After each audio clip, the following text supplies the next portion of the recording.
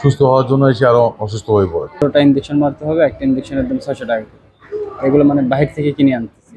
ধরেন মেডিসিন লাগলে এগুলো বাইরে থেকে কিনে আনতে হয়, আর এখানে যা লাগে তা দেয় আমাদেরকে। পরীক্ষা ধরেন বেশি দিলে এগুলা অল্প এখানে হয়, আর অল্প বাইরে করাতে হয় এগুলো। আমি এবার 3টা পরীক্ষা সবগুলো এখানে পাইছি। ধরেন না রোগী তো এখন কম আছে, যদি বেড়ে যায় তাহলে 2 জন দিতে হবে। ওনারা কোথায় রাখবে রোগীগুলো, রাখবে কোথায়?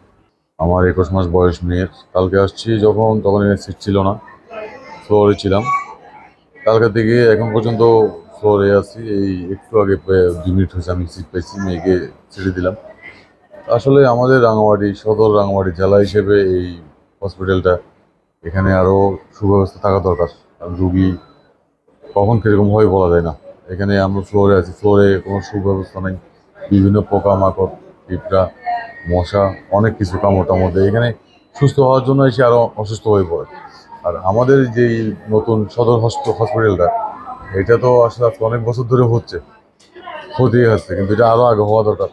আমি মনে করি এটা যদি আরও দ্রুত হয় তখন হয়তো আমার রাঙামাটিবাসী একটু ভালো সুবিধা পাইতে পারে, সেটা আমার আশা। মোনালিসা হেভি ফ্লো 15 পিস প্যাকেটের সাথে 8 পিসের একটি প্যাকেট একদম ফ্রি।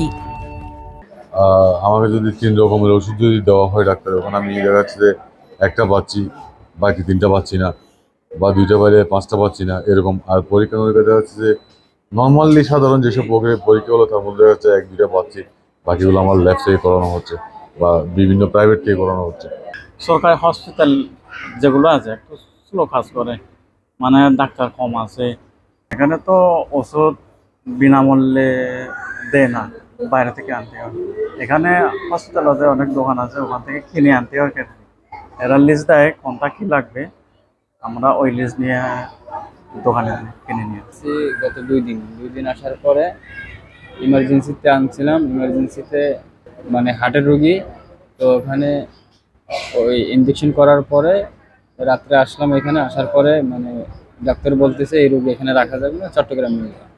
তো তখন বাজে রাত 2:30টার দিকে। তো আমরা নার্সিতে বললাম যে রাত 2:30টার দিকে কোথায় নিয়ে যাবো, চট্টগ্রাম তো এখন আমাদের আর্থিকও তো সমস্যা, কারণ অ্যাম্বুলেন্স ভাড়া, তারপর ওখানে আবার ট্রিটমেন্টের অনেক খরচ। তার জন্য বললাম যে আমরা সকালের দিকে করে চট্টগ্রামের দিকে যাই, আর যেদিকে যাই যাবো। তো সকাল পর্যন্ত রোগী রাখছি, একটু সুস্থ হয়েছে সকালের দিকে, মানে ইনজেকশন করার পরে একটু সুস্থ হওয়ার পরে ডক্টর আসার পরে পরীক্ষা দিয়েছি, 3টা পরীক্ষা দিয়েছে। তো 3টা পরীক্ষায় প্রায় এখানে 1400 টাকার মতো লাগছে হসপিটালের থেকে। 1400 টাকা দিয়েছি, দিয়ে 3টা পরীক্ষা করছি। করার পরে রিপোর্ট আসছে, তখন রিপোর্টে মানে ইনজেকশন লাগছে, 16টা ইনজেকশন মারতে হবে, একটা ইনজেকশনের দাম 600 টাকা করে। এগুলো মানে বাহির থেকে কিনে আনতেছি।